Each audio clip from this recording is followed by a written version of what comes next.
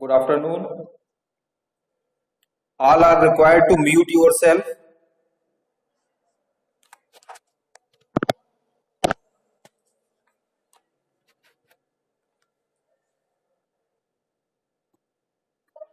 Good afternoon to all of you. And it is required to mute yourself. All.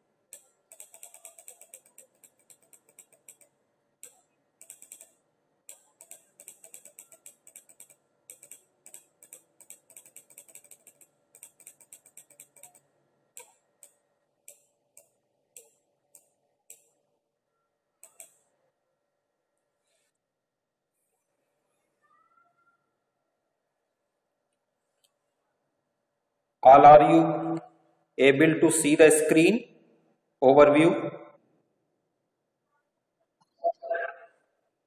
Yes.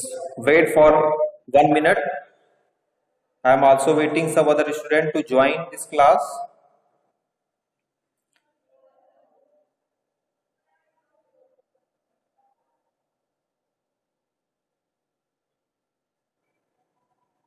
I already shared the first assignment, lab assignment, which will be discussed in later part of this lab.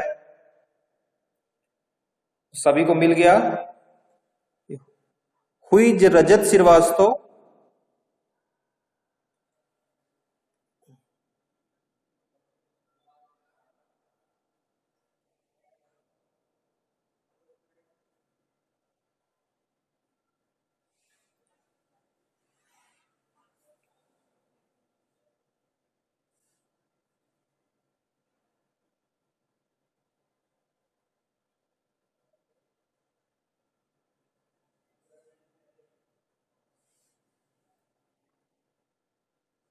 सभी लोग को norms अब तक आपके पता चल गए. Google classroom में ज्वाइन करने का एक मेथड है. द पर्सन और the student who is still not joined the Google Classroom, join it immediately with proper syntax. Proper syntax means your last 2 digit of your roll number, then आपका जो course है BCA का BC, फिर group आपका 1-2 and then your full entire name. And it is also advised to all of you, paste your academic picture. ठीक है. Picture थोड़ी सी ऐसी होनी चाहिए, ये ना हो आप किसी शादी पार्टी में जा रहे हो या कहीं किसी पिकनिक में जा रहे हो, उसकी कोई पिक्चर नहीं चाहिए, लगना चाहिए एकेडमिक बैकग्राउंड की पिक्चर हो. ठीक है. ये चीज सभी लोग इंश्योर कर लीजिए. ठीक. असाइनमेंट सभी को मिल गया है, गूगल क्लासरूम में मैंने ऑलरेडी अपलोड कर दिया था यस्टरडे। सभी को मिल गया? ओके, जो लोग अभी ज्वाइन नहीं किए हैं वो लोग भी ज्वाइन कर लें। गूगल क्लासरूम में आपको असाइनमेंट मैंने दिया हुआ है, उसी असाइनमेंट के साथ आपके पास एक नोटिफिकेशन आया होगा। मैं आज इस लैब को कंडक्ट करूंगा और उस लैब कंडक्शन के बाद it is required to write both two assignment with output. उसके बाद स्क्रीनशॉट, इनको एक जगह आप कलेक्ट करेंगे, इनका स्नैप लेंगे और पीडीएफ बना करके उसको अपलोड कर देंगे उस हेड में। हैंड इन का प्रोसेस एक होता है, वहां पे आपको मिलेगा मॉड्यूल हैंड इन का, हैंड इन कर देंगे, वो हमारे पास आ जाएगा। उसको हम लोग फिर चेक करके आपको लैब का मार्क्स अवार्ड कर देंगे। किसी भी लैब में अगर आप अब्सेंट होंगे विदाउट एनी वैलिड रीजन और the pre information, reason should be most appropriate. आप बीमार हो गए या कहीं शादी में चले गए, this reason is not acceptable because it is obvious and also observe that कि ये जो कोरोना पैंडेमिक है आप सभी लोग अपने घर पे सेफ हैं। That's why we are going to conduct the lab online mode। तो फिर इस तरह के कोई भी आपके कैजुअल जो है आपके एक्सक्यूज एक्सेप्ट नहीं होंगे। और उसके बाद अगर आप उस लैब में अब्सेंट होंगे और उसके कुछ दिनों बाद अगले टर्न पे लैब असाइनमेंट सबमिट करेंगे तो उसका वेटेज 50% रिड्यूस हो जाएगा। यानी एक लैब आपकी अगर 10 मार्क्स की है तो मान के चलिए 5 मार्क्स में आपका इवेल्युएशन वो होगा लैब का। लैब आप A4 खरीद लीजिए, A4 पे एक पेज में एक असाइनमेंट होगा, एक एक्सपेरिमेंट लिखा जाएगा, उसके बाद उसका आउटपुट रहेगा, फिर दूसरे पेज में आपका दूसरा प्रोग्राम लिखा जाएगा, एक्सपेरिमेंट लिखा जाएगा और उसका आउटपुट होगा। स्क्रीनशॉट साथ में होंगे, उनका पीडीएफ बना के आप हमको सबमिट कर देंगे। ठीक है,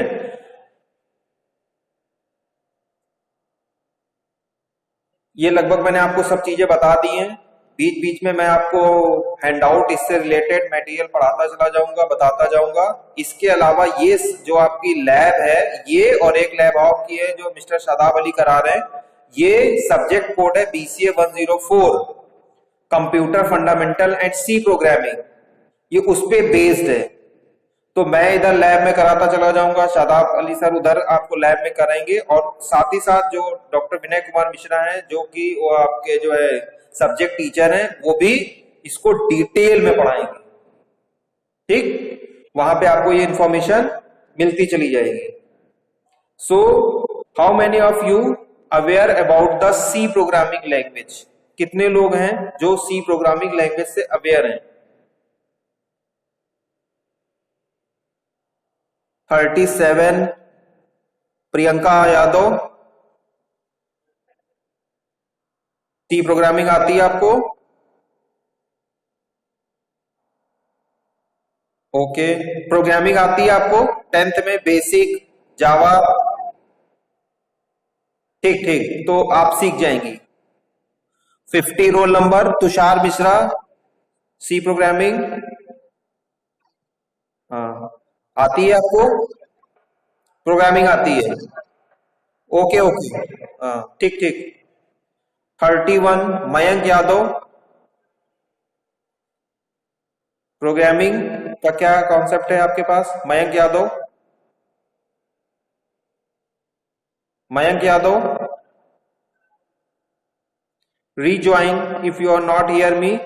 I think your connection is not too good. Rejoin the class. I am removing you.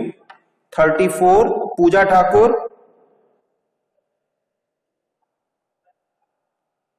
Pooja Thakur,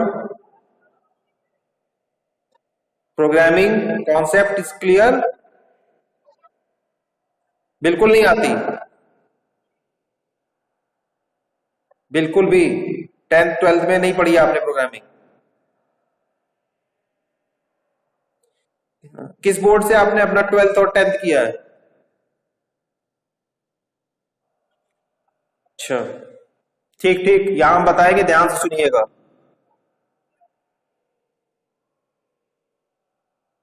Mayank Yadav,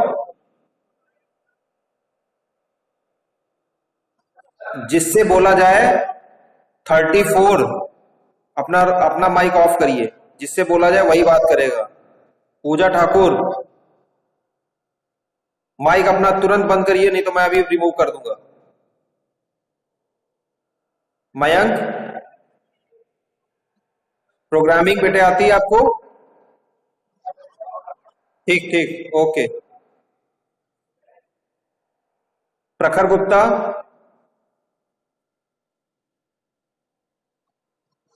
programming concept.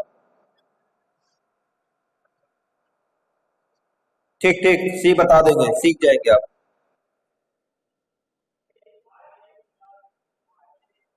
37 हुई प्रियंका यादव, प्रोग्रामिंग कॉन्सेप्ट। ठीक। Ritu Rai, programming, okay. 41 Rohan Verma, programming. UP board से आप भी हैं? ओके। 42 शांतनु,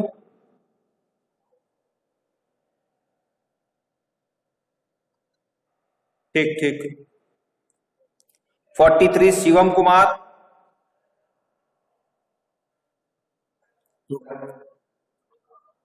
प्रोग्रामिंग।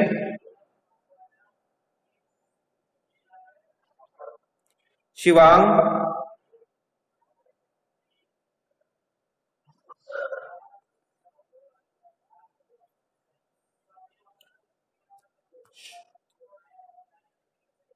46 सृष्टि निगम, ठीक है। 47 सूर्यांश शुक्ला,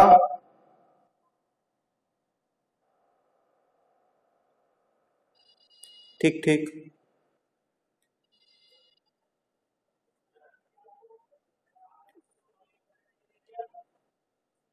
उदयवीर, हाँ। प्रोग्रामिंग का क्या स्टेटस है? ठीक। मतलब मोस्टली लोगों को प्रोग्रामिंग के कॉन्सेप्ट पता है, बाकी सिंटेक्स आपको समझना है। वैभव,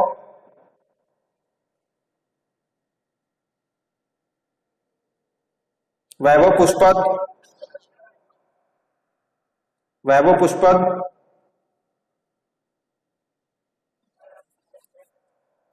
ठीक। विभू पांडे,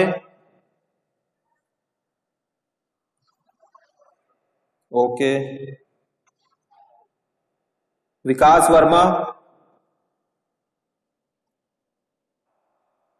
सब ठीक है, तब कोई दिक्कत ही नहीं है। यश उपाध्याय, ओके। सो बाकी लोग भी जो ये ज्वाइन किए हुए ना, रजत श्रीवास्तव, सूर्यांश, ये इस तरह से ज्वाइनिंग एक्सेप्टेबल नहीं है। प्रॉपर मेथड से क्लास ज्वाइन करना है और उसके पहले गूगल क्लासरूम में एंटर होना है। मैं कई बार रिमूव भी कर चुका हूं। फर्दर मैं क्लास में एंट्री नहीं दूंगा जब तक आप गूगल क्लासरूम में प्रॉपर फॉर्मेट और सिंटेक्स के थ्रू एंटर नहीं होंगे, जो एक डेकोरम है गूगल क्लासरूम में, और किसी और नाम से भी एंट्री पॉसिबल नहीं है। So we are discussing about the C programming and some introduction about the C. The C will be detailed, आपको जो बताई जाएगी वो आपके जो आपका थ्योरी क्लास उसमें बताई जाएगी। यहाँ हम प्रोग्रामिंग अप्रोच किस तरह से हो पाएगी और प्रोग्रामिंग के लिए, प्रोग्राम लिखने के लिए कौन से सिंटेक्स की जरूरत होगी और उन सिंटेक्स की मीनिंग क्या होगी, we are going to discuss. So C is a general purpose high level language that was originally developed by Dennis Ritchie, Dennis M Ritchie. इनका नाम जरूर याद रखिए, बहुत पूछा जाता है वाइवा में। I will also conduct Viva after 2 to 3 labs to develop the Unis operating system at Bell Lab. The name of the lab was Bell. तो जो C है वो बेसिकली जो डेवलप हुई थी ये जो आपका यूनिक्स ऑपरेटिंग सिस्टम है इसके लिए बेल लैब में, and it is the continuous language of B. B you can also refer as basic. C was originally first time implemented on the DEC PDP-11 computer in 1972. This is a history you must know about the C. Okay, the basic version and the basic concept which is built for Unix operating system, that is sometime the compiler is known as Borland C. Actual compiler was the Borland C that was based on Unix operating system. Now we are using Turbo C, Turbo C++. ये आपका compiler होता है जो कि DOS based होता है, window based होता है. In 1978, Brian Kernighan and Dennis Ritchie produced the first publicly available description of C, now known as the K&R standard. This is the history you should know. The Unix operating system, the compiler, and essentially all Unix application programs have been written in C language. C has now become a widely used professional language. Various reasons. What is the reason? First of all, easy to learn, structured language. I will tell you about the C structure. It produced efficient programs. It can handle low-level activities. It can be compiled on a variety of computer platforms. Okay जो जिन लोगों ने Java पढ़ी होगी they also aware about the OOPS property, object oriented programming. Okay, most of you told me that you already know the concept of Java. Java आपने सबने पढ़ी हुई है. तो जैसे मैंने पूछा, अभी किसी बच्चे ने मुझे बताया भी था, पूजा ठाकुर नहीं, प्रियंका यादव, आपने शायद बताया था. प्रियंका यादव, आपने जावा पढ़ी हुई है 12th तक, 10th तक जावा पढ़ी हुई है. हाँ, तो मुझे बताइए जरा जावा की OOPS property, object oriented properties, Java किस पे वर्क करता है?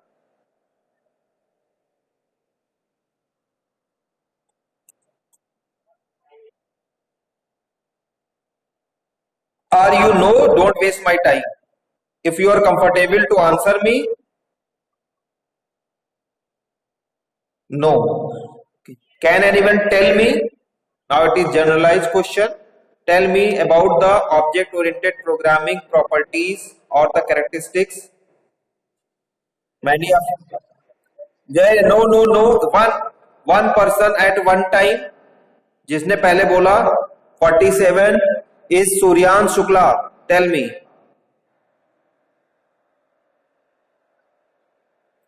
And what about the polymorphism?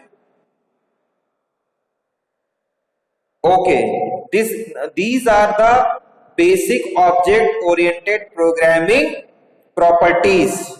Same as C. C programming language has also a list of properties. First one is it is functional.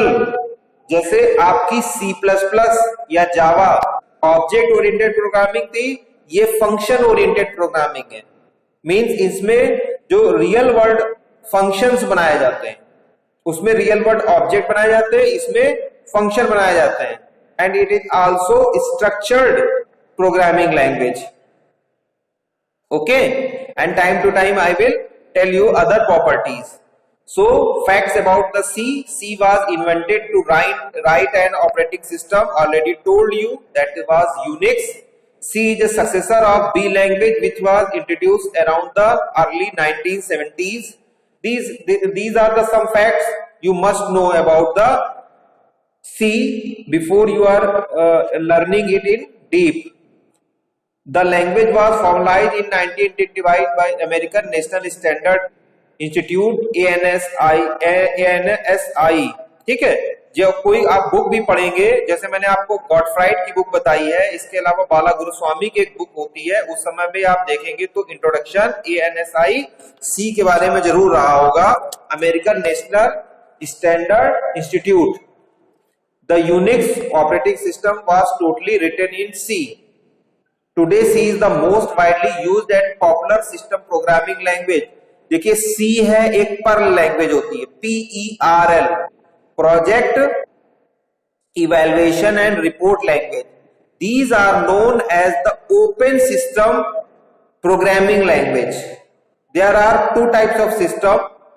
First one is closed system, second one is open system. Open system by which you are able to always welcoming and always welcome the suggestions, changes, modifications, and the closed system when you bound with some restrictions, bound with some rules, protocols, that system was known as closed system. तो आज भी सी और Perl में इन सब में काम होता है, आज भी इन पे बड़े बड़े प्रोजेक्ट बनाए जाते हैं, besides Python, Java and .NET, ठीक है, PHP, लेकिन सी भी आज भी बहुत कॉमन यूज होती है। भले ही आपको पाइथन आती हो या ये आपको PHP आती हो, लेकिन अगर आपको सी और जावा, कोर जावा की जब बात कर रहा हूं तो मैं कोर जावा की बात कर रहा हूं, अगर ये नहीं आता है तो मतलब कॉन्सेप्ट में कहीं ना कोई दिक्कत है। और इसमें आने में बहुत बड़ा टास्क नहीं है, बहुत बिग टास्क भी नहीं है, बिग चैलेंज भी नहीं है। अगर आपको प्रोग्रामिंग का लॉजिक पता है तो आप इसको सीख जाएंगे, ठीक है। इसीलिए आपका जो अभी जो आप BCA 104 जो पढ़ रहे हैं सब्जेक्ट, कोड जो पढ़ रहे हैं, कंप्यूटर का एक ही पेपर है बल्कि आपके यहाँ फर्स्ट सेमेस्टर में, तो उसके सेकेंड यूनिट से सी स्टार्ट है और बहुत बेसिक डीप से स्टार्ट है। Most of the state-of-the-art software have been implemented using C. Today's most popular Linux operating system and RDBMS. RDBMS is a relational database management system.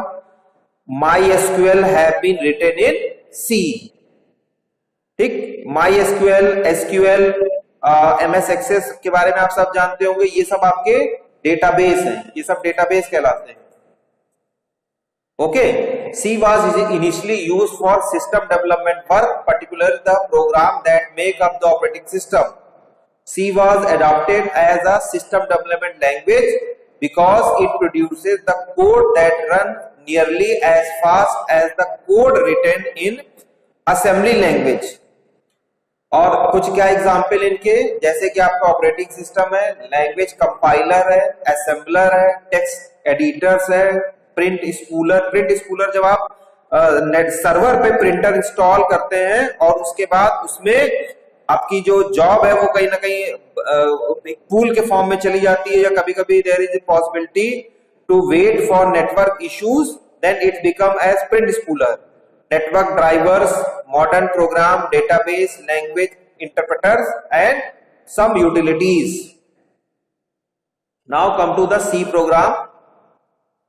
Wait for some time.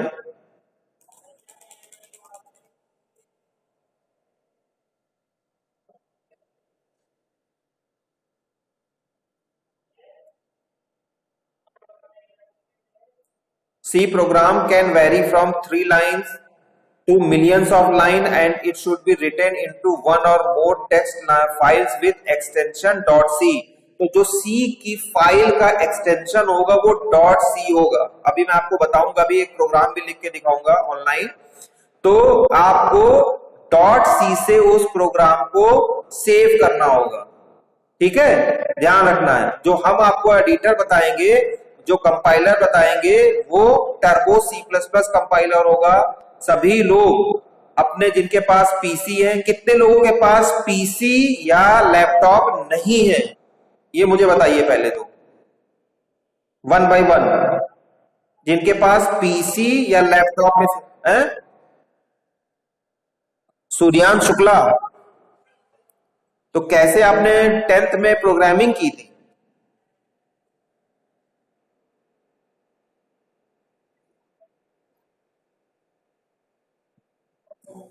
Pawan Kumar. So you must arrange PC और laptop very soon, because अगर आपके पास system नहीं होगा तो फिर आप programme जब तक खुद नहीं प्रोग्राम लिखेंगे, खुद नहीं डेवलप करेंगे, तो आपको समझ में नहीं आएगा। ये चीज आप थोड़ा सा ध्यान रखिएगा, ठीक है। मीनवाइल आप लोग ये कर सकते हैं, जिनके पास मोबाइल फोन है, पीसी और लैपटॉप अभी नहीं है जिनके पास, ये अल्टरनेट सोल्यूशन है, this is not permanent solution. तो आप प्ले स्टोर में जाकर के कंपाइलर, एक कंपाइलर नाम का ऐप है, उसको डाउनलोड कर लीजिए और उसमें सी का कंपाइलर यूज करिए, तो वो आपको एक मैकेनिज्म प्रोवाइड करेगा। But it is required to you must have PC और लैपटॉप। जब तक आप प्रोग्राम खुद से लिखेंगे नहीं, डेवलप नहीं करेंगे, कोड खुद से नहीं लिखेंगे, तब तक समझ में नहीं आएगा। तो ये प्राइम रिक्वेस्ट है, इसको करिए।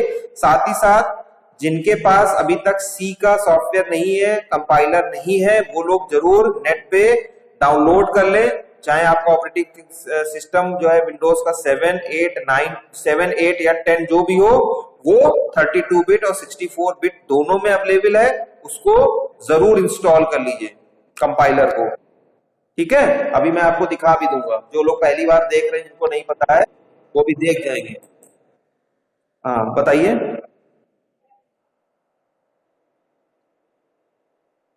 All doubt will be clear after the end of my lecture.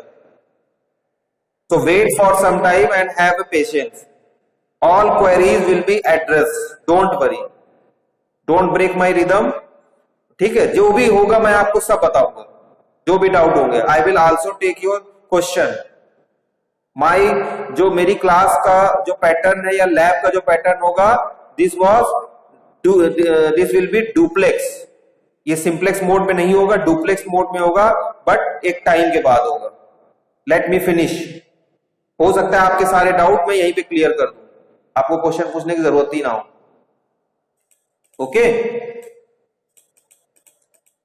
So I am going to show a simple small program and also explain each meaning of each line of that particular programme.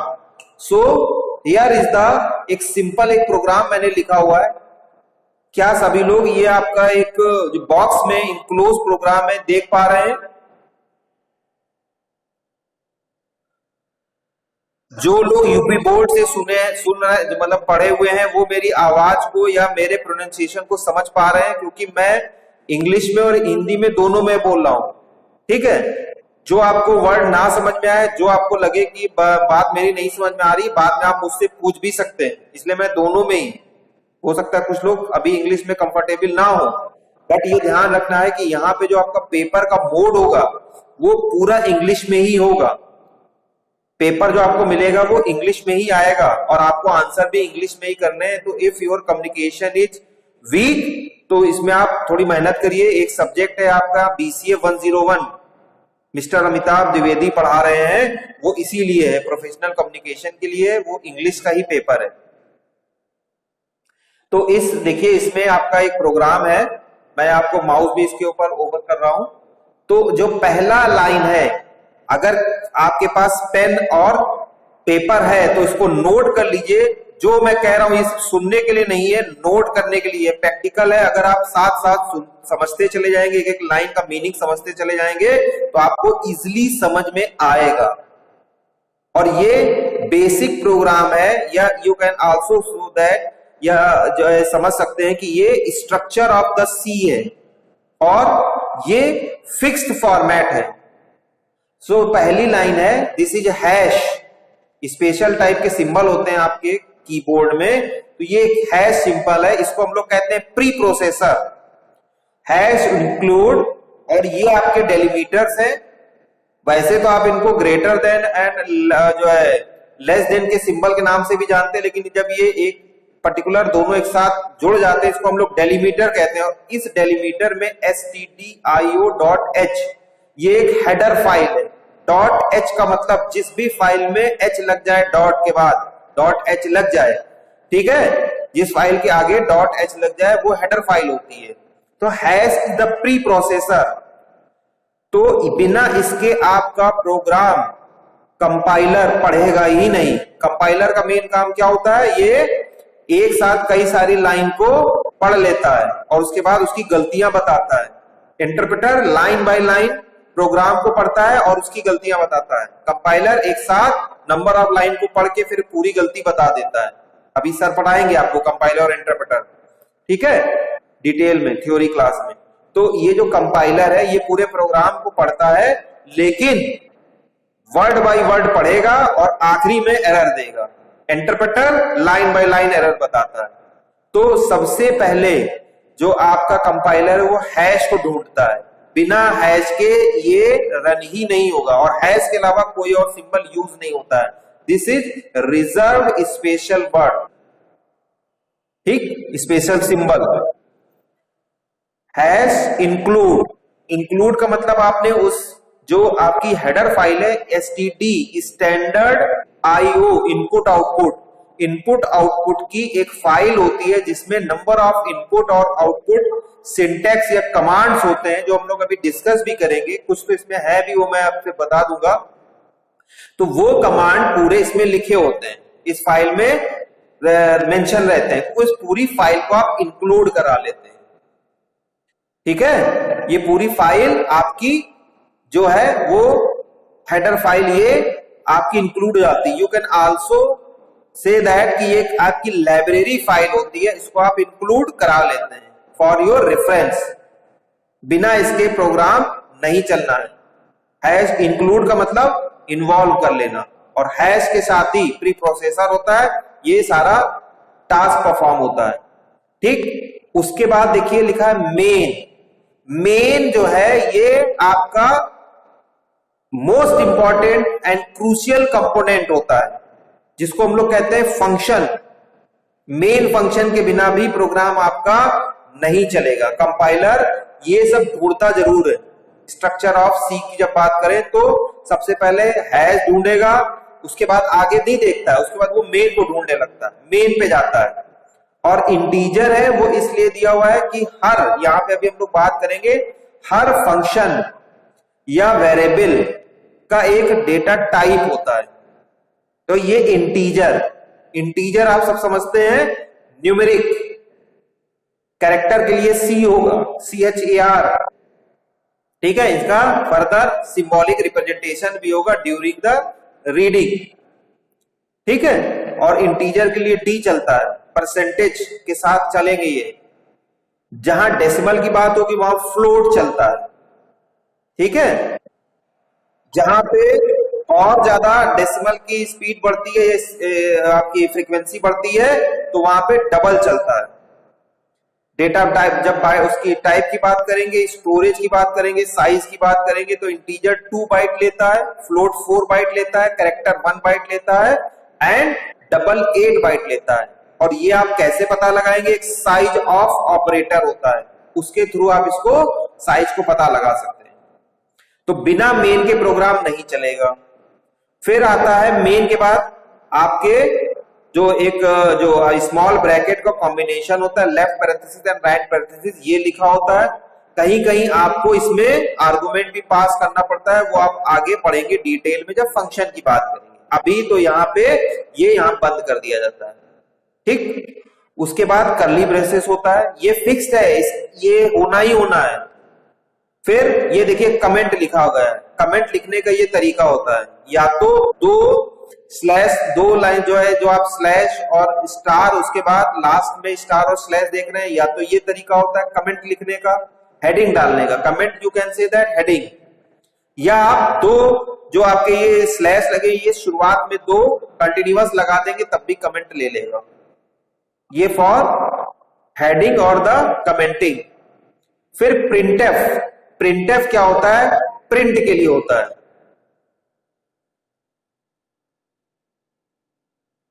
प्रिया सिंह बहुत late में join किया है। प्रिया सिंह बहुत late से join किया है।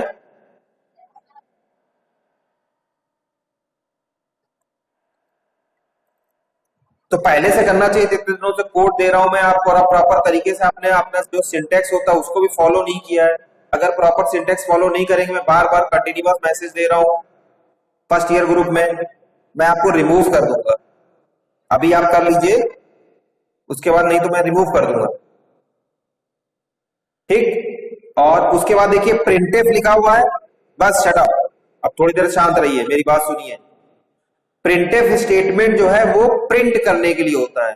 तो print करने का मतलब जब आप अपने आर्गुमेंट को, अपनी बात को कंसोल पे प्रिंट कराना चाहते हैं एज एन आउटपुट, तो फिर प्रिंटफ स्टेटमेंट यूज करते हैं। तो जो हेलो वर्ड है, हेलो वर्ड हम चाहते हैं कि स्क्रीन पे एज एन आउटपुट प्रिंट हो, ठीक है। स्लैश एन नए लाइन के लिए होता है, ये समझते चलिए। और मैंने आपको जो किताब असाइनमेंट में दी है वो किताब जरूर ले लीजिए और उसको पढ़ते चलिए। मैं जैसे जैसे लैब होती चली जाएगी मैं आपको बताता चला जाऊंगा। स्लैश एन का मतलब होता है नई लाइन पे आएगा ये। और उसके बाद इसमें भी ये आपके जो डेलीमीटर है और साथ ही साथ पैरेंथेसिस है, लेफ्ट पैरेंथेसिस डबल कोट्स के साथ चलेगा, क्योंकि ये आप चाहते हैं हमारे यहाँ पास प्रिंट हो जाए। स्लैश एन ब्रैकेट बंद और सेमीकोलन टर्मिनेशन के लिए। जैसे इंटीजर मेन है तो मेन में सेमीकोलन नहीं लगता है, मेन में सेमीकोलन नहीं लगता है, ठीक। क्योंकि जहां आप डिक्लेरेशन करते हैं वहां पे सेमीकोलन लगता है, लेकिन जहां डिफाइन करते हैं डेफिनेशन में सेमीकोलन नहीं लगेगा। यहां पे मेन फंक्शन के अंदर आप ये चीजें बता रहे हैं, डिफाइन कर रहे हैं, इसलिए सेमीकोलन नहीं लग रहा है। ये ध्यान रखिएगा, फंक्शन के जब आप पढ़ेंगे, फंक्शन में आपको हम बताएंगे या सर पढ़ाएंगे क्लास में, तो ये इसमें आपको डिटेल बताया जाएगा कि कहां पे सेमीकोलन लगना है, कहां नहीं लगना है। All executable statement must be completed या टर्मिनेटेड विद द सेमीकोलन। और उसके बाद रिटर्न 0, क्योंकि मेन आपने फंक्शन लिया है। अभी देखिए हम इंटीजर नहीं भी लिखेंगे तब भी ये काम करेगा, लेकिन फंक्शन की एक खास बात होती है, फंक्शन का मतलब होता है टास्क और द एक्शन। तो एक्शन का हमेशा रिएक्शन जरूर होता है। All action must have reaction, वो भी पॉजिटिव हो सकता है, निगेटिव हो सकता है। तो function should return a value, ये फंक्शन की मेन कैरेक्टरिस्टिक्स है, इसलिए रिटर्न जरूर होगा। यहां पे इन्होंने सेफर साइड, क्योंकि सिर्फ हेलो वर्ड प्रिंट कराना है, रिटर्न कुछ होना नहीं है, तो इसलिए रिटर्न 0 लिख दिया गया और बाद में कर्ली ब्रेसेस बंद कर दिया गया। So this is the basic structure of small program और the big program also। ये C का बेसिक स्ट्रक्चर होता है, ठीक है। अब मैं इसको, जो आपका पहला असाइनमेंट था, write a program in C, read information about you and display on the screen. तो आपने सपोज करिए कि आप अपने बारे में अपना नाम या हेलो वर्ड प्रिंट कराना चाहते हैं, ये आपका प्रिंट हो गया। अब मैं दूसरा क्वेश्चन इसमें एक है, write a program in C to read 2 integer from user, यानी आपसे लेगा and calculate sum of 2 integer. ये प्रोग्राम मैं आपको रन करके अभी दिखाता हूं, वेट फॉर ए मिनट। सभी लोग टर्बो सी जरूर इंस्टॉल कर लेंगे अपने पीसी पे, इस तरह का सिंबल आएगा।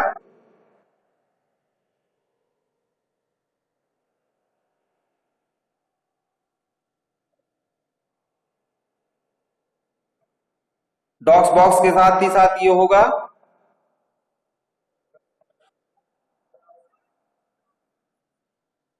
और ये आपके पास स्क्रीन आएगी, यहां पे आप न्यू कर देंगे, न्यू कर देंगे। न्यू स्क्रीन में आप ये एडिटर खोल पाएंगे, ठीक। F5 प्रेस कर देंगे, पूरी स्क्रीन आपके पास आ जाएगी। अब मैं एक प्रोग्राम लिख रहा हूं, इसमें सबसे पहले हैश इंक्लूड std, बिना इसके आपका प्रोग्राम कंपाइलर पढ़ेगा भी नहीं। ये सबको दिख रहा है? पहले तो मुझे ये बताइए, स्क्रीन दिख रही है सबको?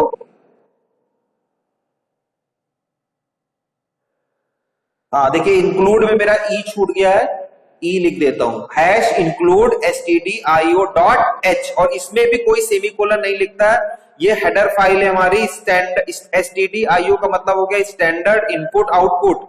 Standard, this is known as standard input output. तो इसमें जो है जो भी इनपुट आउटपुट की फाइल है या कमांड है वो यूज हो गए। जो मैंने प्रिंटफ अभी आपके इसके पहले स्क्रीन पे दिखाया था, तो प्रिंटफ इसी फाइल में पड़ा हुआ है, इसी लाइब्रेरी हेडर फाइल में पड़ा हुआ है। Okay, now come to the main. Main आपने लिया, अभी मैं और भी कुछ चीजें बताऊंगा। अभी मैंने मेन लिया हुआ है, इंटीजर नहीं लिखा हुआ है। फिर कर्ली ब्रेसेस, कर्ली ब्रेसेस आपको दिखा, और मुझे 2 नंबर लेने हैं यूजर से। तो यहां पे सबसे पहले मैंने आपको ऑलरेडी बताया, डिफरेंट टाइप के डेटा जो है टाइप्स होते हैं। जो भी आप वेरिएबल लेंगे उनका टाइप डिसाइड करना पड़ेगा। तो मैंने आपको जो क्वेश्चन दिया है, रीड टू इंटीजर्स, इंटीजर का मतलब नंबर्स लेने हैं मुझे, विदाउट डेसिमल, डेसिमल में नहीं लेने, पूरे आपके इंटीजर लेने, विदाउट एनी फ्रैक्शन। तो इंटीजर टाइप का डेटा टाइप होता है। आप चाहें तो इसको दूसरी लाइन से भी स्टार्ट कर सकते हैं, मैंने तो यहीं से कर दिया, तब भी कोई दिक्कत नहीं है। इंटीजर ए कॉमा बी, इनको आप वेरिएबल के लिए लिखेंगे। हम जनरलाइज प्रोग्राम बना रहे हैं, चाहे तो आप 5,6 भी लिख सकते हैं, 5,6 लेकर के इनको सम करके प्रिंट करा सकते हैं, लेकिन हमने जनरलाइज लिया इसलिए कि यूजर हर बार अपनी चॉइस का इनपुट दे पाए। जनरलाइज प्रोग्राम बनाते हैं, इसलिए ए और बी 2 वेरिएबल लिए। वेरिएबल आप सब समझते हैं, मैथमेटिक्स में सबने वेरिएबल लिए हुए हैं, उसमें वैल्यू रखते हैं। और हमने सी लिया जिसमें इसको सम कर देंगे, और सी की वैल्यू हमने 0 कर दी, बिकॉज जब सम करते हैं तो क्या होता है, जो आपका कंपाइलर होता है ये गार्बेज वैल्यू भी रखता है अपने पास। गार्बेज वैल्यू का मतलब होता है कि ये सी इसी सिस्टम में, इसी पर्टिकुलर प्रोग्राम ने आपने कई बार यूज किया हो सकता है, कई बार आपने यूज किया होगा। तो अगर आप इसको 0 नहीं करेंगे तो इसकी गार्बेज वैल्यू यानी एड्रेस आपको शो कर देगा। तो ये सब आप समझदार हैं, जावा में जितने लोगों ने भी काम किया उन सबको ये पता है कि हम लोग to protect from the unwanted result या गार्बेज वैल्यू से बचने के लिए हम यहाँ पे इसकी वैल्यू 0 पहले ही इनिशियलाइज कर देते हैं। जो लोग ने नहीं जाना, जिन्होंने प्रोग्रामिंग नहीं पता है, वो लोग भी ये जरूर ध्यान रखिए कि जब भी आप सम डिफरेंस कोई कैलकुलेशन करें जिस वेरिएबल में, तो उसकी वैल्यू 0 कर दें कि उससे पहले उस वेरिएबल की कोई वैल्यू असाइन ना हो पाए। ठीक, now come to the printf. ये यूजर से जो आपकी प्रिंटिंग स्टेटमेंट है वो इसी से प्रिंट होगी, डबल कोट्स में आर्गुमेंट के साथ जाएंगे। मैंने लिखा एंटर 2 इंटीजर्स, ठीक है, और /n दे दिया। /n का मतलब हो गया न्यू लाइन के लिए। अभी मैं बहुत सारे आपको एस्केप, ये एस्केप लगा हुआ है, this is known as escape sequence, तो इसका मतलब बता दूंगा। /n से न्यू लाइन होता है, /t से टैब होता है, ठीक है। सेमीकोलन लगा दिया, सेमीकोलन के बाद ये लाइन टर्मिनेट हो गई। उसके बाद ये तो मैंने यूजर से पूछ लिया कि भैया 2 नंबर दे दो मुझे, कौन से 2 नंबरों का सम करना चाहते हो। नाउ स्कैनफ, स्कैनफ जो है इससे सिस्टम रीड करता है उन वैल्यू को जो आप देंगे। तो स्कैनफ जो है command for reading of your input, ठीक। और ये सब कमांड कहां होते हैं, प्रिंटफ, इन INT जो इंटीजर का नाम होगा, स्कैनफ होगा, ये सब स्टैंडर्ड इनपुट आउटपुट में रहते हैं, इसी हेडर फाइल में रहते हैं स्कैनफ। और चूंकि ये इंटीजर के लिए है तो इसमें %d लगता है, ठीक है। स्कैनफ के लिए %d चलता है, और 2 है तो हमने 2 बार %d लगा दिया। चाहे आप स्पेस दे के लिखे, चाहे एक साथ लगा दें, उससे कोई फर्क नहीं पड़ता, चलेगा। डबल कोट्स कॉमा, और उसके बाद इसको रीड करा दीजिए। रीडिंग के लिए ampersand symbol, ampersand A comma ampersand B। इससे आपने क्या हुआ, A और B जो वैल्यू ले रहे हैं प्रिंटफ से, ये रीड हो गया, सिस्टम ने पढ़ लिया, कंपाइलर इससे वैल्यू को पढ़ लेगा। ठीक, तो पहले यूजर से पूछ लिया, फिर सिस्टम को पढ़वा दिया। Now perform your actual action. हमको क्या करना है, दो नंबरों का सम करना है, और सम किस में करेंगे, सी में। तो C equal to A plus B, ये काम हमने कर दिया, दो नंबर को जोड़ दिया। अब हमारा काम क्या हो गया, यूजर से पूछ लिया, सिस्टम को पढ़वा दिया, जोड़ भी लिया, सम भी कर लिया। नाउ द टास्क इज, जो भी हमने काम किया उसको कंसोल पे प्रिंट कराना है, कंसोल पे एज एन आउटपुट दिखाना है। तो फिर से प्रिंटफ, ठीक, सम हम चाहते हैं सम नाम से प्रिंट हो, इक्वल टू, और इंटीजर टाइप का है तो इसका टाइप इंटीजर का है, फ्लोट का है, ये डी एफ सी इनसे पता चलता है, रिजर्व है, ठीक है। आई will also provide your note कि आपको कैसे पता चल पाएगा कि कौन किसके लिए, ये मैं आपको प्रोवाइड करूँ, कॉमा लगा करके। और अब जिस वेरिएबल की वैल्यू प्रिंट करानी है, तो हमें सी की वैल्यू पूछनी है, सी की वैल्यू प्रिंट करानी है, हमने इसमें लिख दिया और सी को प्रिंट करा लिया, और आपका लाइन खत्म हो गई और प्रोग्राम भी खत्म हो गया। हमने कर्ली ब्रेसेस लगा दिए, खत्म हो गया काम, मेन का पूरा पार्ट खत्म हो गया। अच्छा, अब मैं चाहता हूं इसके अलावा मैं कुछ आपको और हेडर फाइल बनाना चाहता हूं कि जो भी मैं ऑपरेशन कर रहा हूं ये आपको कंसोल पे दिखे।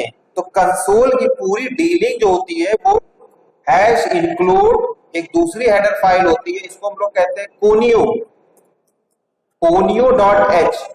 कोनियो का मतलब होता है कंसोल इनपुट आउटपुट।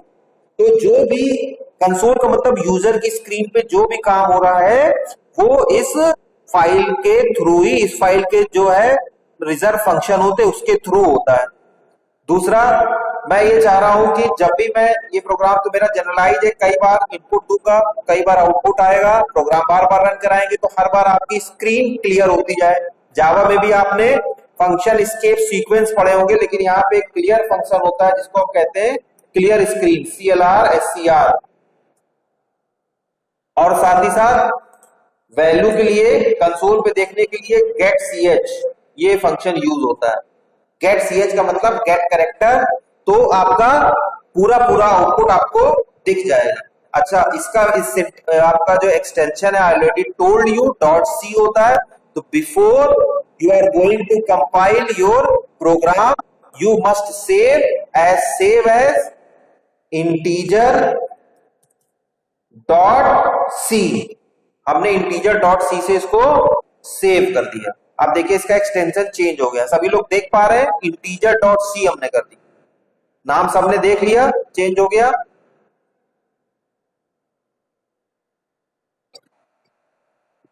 नाम देख रहे हैं आप, सबने देख लिया, चेंज हो गया। अब इसको मैं कंपाइल करने जा रहा हूं। देखिए ऊपर कंपाइल आपको दिख रहा होगा, मेन्यू, कंपाइल में जाइए, और नहीं तो शॉर्टकट भी यूज कर सकते हैं, Alt+F9 अपने पीसी में, और अगर आप लैपटॉप यूज कर रहे हैं तो FN की है, FN, उसके बाद Alt+F9 कंपाइल कर दीजिए। देखिए पूरा प्रोग्राम आपका चल गया, लेकिन एक वार्निंग आई है, और वार्निंग क्या कह रही है, function should return a value. मैंने यहां रिटर्न नहीं, तो ये आपको वार्न कर रहा है, लेकिन ये आपको प्रोग्राम चलाने से रोक नहीं रहा है, because I already told you every function must और should return a value, so that अगर आपको इससे बचना है तो आप मीनवाइल ये करिए कि इसके पहले void लगा दें। जब आप void लगा देते हैं, VOID, तो void जो है ये आपको इस एरर से बचा देगा। void का मतलब ये होता है जो खाली, ब्लैंक या कुछ भी आर्गुमेंट आप दे रहे हैं उससे आपको ये प्रोटेक्ट कर लेता है, यानी you permitted that you can use the function without return. अब आप देखिए कंपाइल करिएगा तो कोई भी आपको वार्निंग नहीं देगा, और सक्सेसफुल हो आपका, ये कंपाइल हो गया, कंपाइलर ने पढ़ लिया और कह दिया बिल्कुल सही प्रोग्राम है, ये आप यूज कर सकते हैं, इसको अब आप रन करा दीजिए। रन कराने के लिए Ctrl+F9 या फिर रन कमांड आप प्रेस करेंगे तो आपके पास ये देखिए ब्लैक स्क्रीन आई, और मैंने क्लियर स्क्रीन ऑलरेडी यहाँ पे जो है आपका कमांड लिखा हुआ था, फंक्शन लिखा हुआ था, इसलिए पूरी स्क्रीन क्लियर करके हमारे पास ये ले आया। अब मैंने दिया 4 पहला इंटीजर, और 7 दूसरा integer. Now we expecting that sum should be 11 and after pressing enter your result is printed here. Sum is 11. दिखा सबको?